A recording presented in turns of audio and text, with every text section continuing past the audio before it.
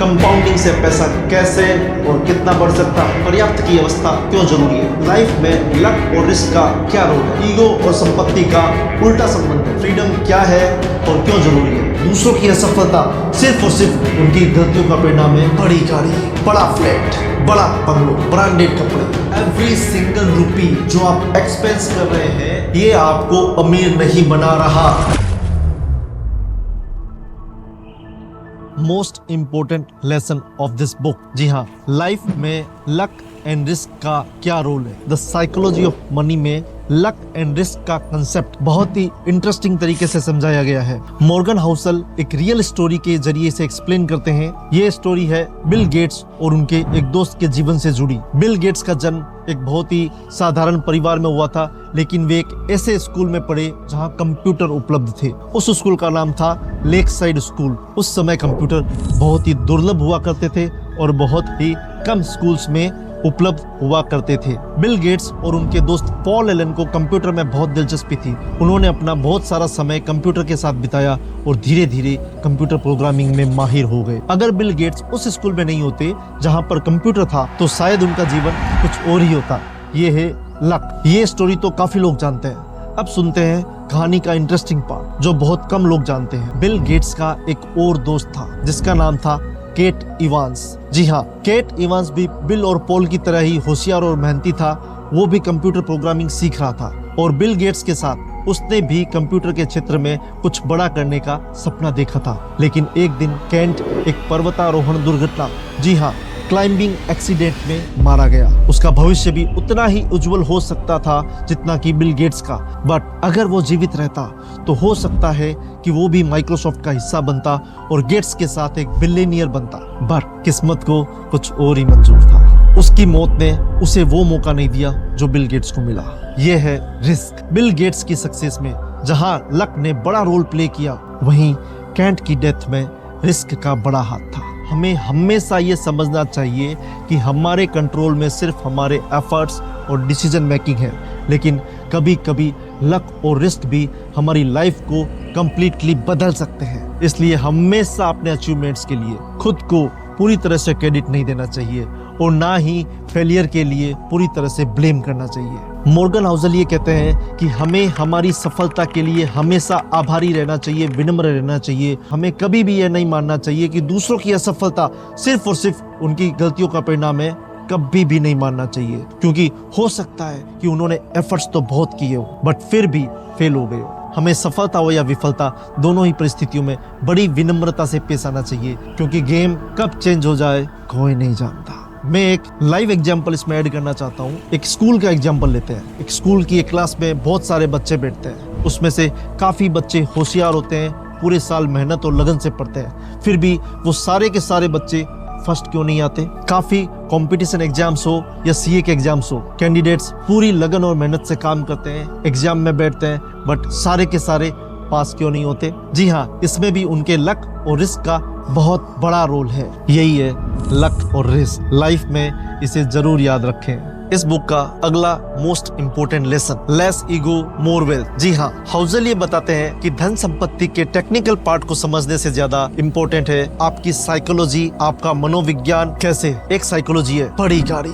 बड़ा फ्लैट, बड़ा bungalow, branded कपड़े, शूज। यस, ये एक साइकोलॉजी है। दूसरी साइकोलॉजी है क्या जरूरत है बड़ी गाड़ी की, क्या जरूरत है ब्रांडेड कपड़ों की, क्या जरूरत है महंगी वॉचेस की, महंगे ट्रिप्स की, जर्नीज की, क्या जरूरत है। जी हाँ, ये दो तरह की साइकोलॉजी। फर्स्ट वाली साइकोलॉजी का मनी पर क्या इफेक्ट होता है? एवरी सिंगल रुपी जो आप एक्सपेंस कर रहे हैं ये आपको अमीर नहीं बना रहा, बल्कि आपकी धन संपत्ति या वेल्थ को दिन ब दिन कम कर रहा है। ये फैक्ट है और ये आपकी साइकोलॉजी के कारण हो रहा है। इसमें और किसी का कोई रोल नहीं है। आइए देखते हैं सेकंड वाली साइकोलॉजी का मनी पर क्या इफेक्ट होगा। हो सकता है एक दिन आप भी वॉरेन बफेट बन जाए। जी हाँ, या उससे भी ज्यादा अमीर व्यक्ति। कई लोग मेरे से क्वेश्चन करते हैं कि यार जब सब एंजॉय ही नहीं करना, खर्च ही नहीं करना, तो फिर पैसा कमाने का क्या फायदा? क्या फायदा इस पैसे का? राइट, इसको ऐसे समझते हैं। आवश्यकता और इच्छा दो अलग अलग चीजें हैं। आवश्यकता आपकी या आपकी फैमिली की मैंडेटरी रिक्वायरमेंट्स है जिसे पूरा किया जा सकता है और बहुत इजीली पूरा किया जा सकता है। लेकिन इच्छाएं तो बड़े बड़े चक्रवर्ती राजाओं की भी मरते दम तक पूरी नहीं हुई। इच्छाएं या ईगो खुद का बनाया हुआ एक ऐसा चक्रव्यूह है जिससे मनुष्य कभी भी बाहर नहीं निकल सकता। Never ever.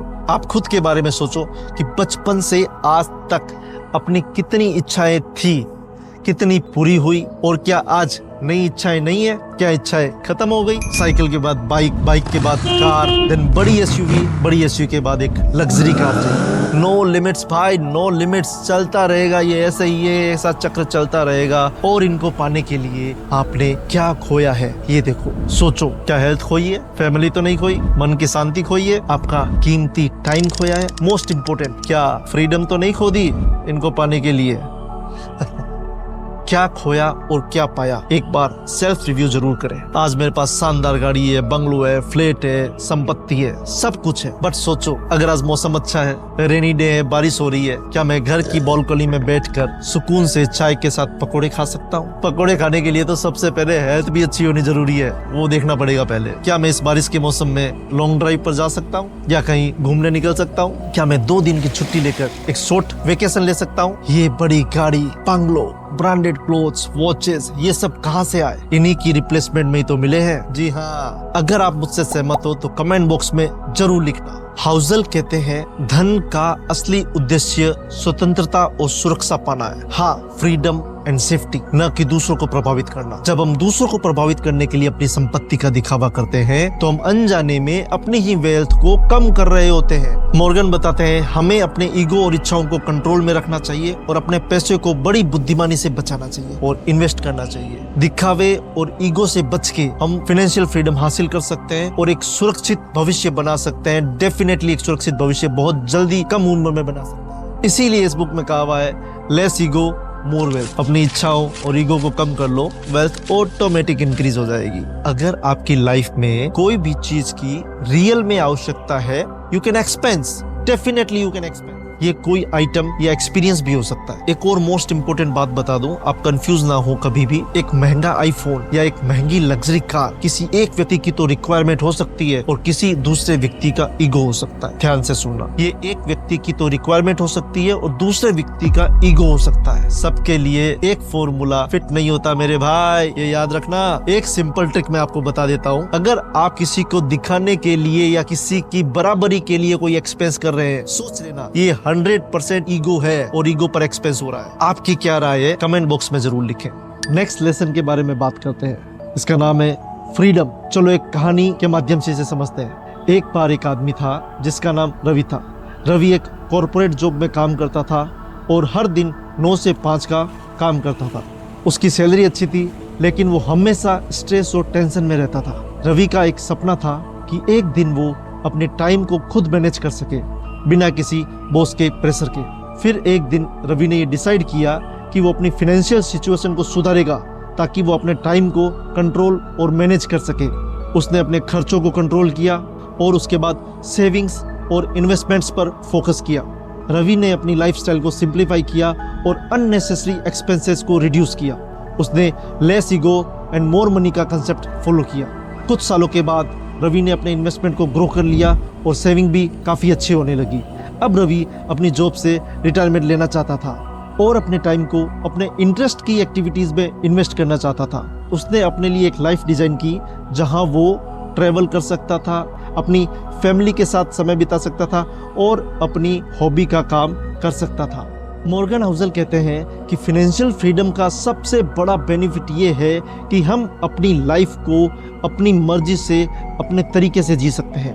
ये आज़ादी हम एक बेटर और फुलफिलिंग लाइफ जीने में हेल्प करती है। अब बात करते हैं नेक्स्ट मोस्ट इम्पोर्टेंट लेसन्स के बारे में, जिसका नाम है सरप्राइज। मॉर्गन कहते हैं अगर आपको इन्वेस्टमेंट्स या स्टॉक मार्केट की दुनिया में सक्सेसफुल होना है तो आपको एक बात क्लियर कट माइंड में रखनी होगी। क्या? This world is full of surprises. कभी भी कुछ भी संभव है। क्या संभव है? जैसे नेगेटिव रिटर्न्स माइनस में भी आ सकता है या 40% भी हो सकता है। कभी भी किसी भी संभावना से इनकार नहीं किया जा सकता। पास्ट में जो भी फाइनेंस रिलेटेड घटनाएं घटी है वो फ्यूचर में रिपीट होगी, ये कतई जरूरी नहीं है। इस दुनिया में पास्ट का डेटा सिर्फ और सिर्फ फ्यूचर के सिग्नल के रूप में देखा जाना चाहिए। जी हाँ, ये फ्यूचर की कंप्लीट गाइडलाइन नहीं है। अगर हमने लास्ट 10 या 20 इयर्स का ट्रेंड देख लिया और माने कि यही ट्रेंड फॉलो होगा, ऐसा जरूरी नहीं है, कतई जरूरी नहीं है। हाउजल कहते हैं कि इन्वेस्टमेंट एक हार्ड साइंस नहीं है, जैसे कि ज्योग्राफी या फिजिक्स। स्टॉक मार्केट या इन्वेस्टमेंट मार्केट को